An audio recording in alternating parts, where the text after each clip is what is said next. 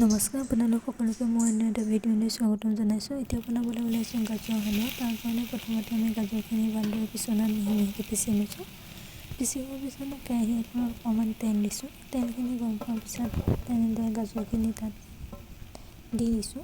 এনেদৰে দি হোৱাৰ পিছত প্ৰায় এইখিনি 7 মিনিটমান সময় এনেদৰে ভাজি ল'ম।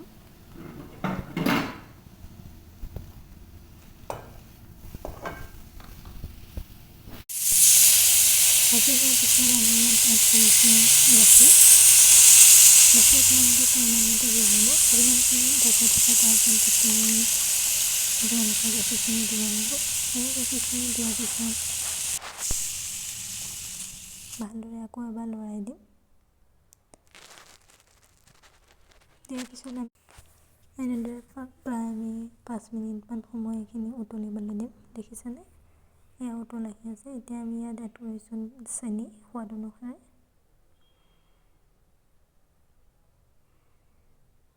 আমি ইয়াত 3 চামুচ চেনি এড কৰিছোঁ। লগতে ইয়াত দিম বাদাম, সৰু সৰুকৈ কাটি ল'ম, খিচমিচ এইখিনিও ইয়াত দি দিম। এতিয়া গোটা গোটাই নিদিব, সৰু সৰুকৈ কাটি ল'ব, তেতিয়া বেছি ভাল হয় খাবলৈ।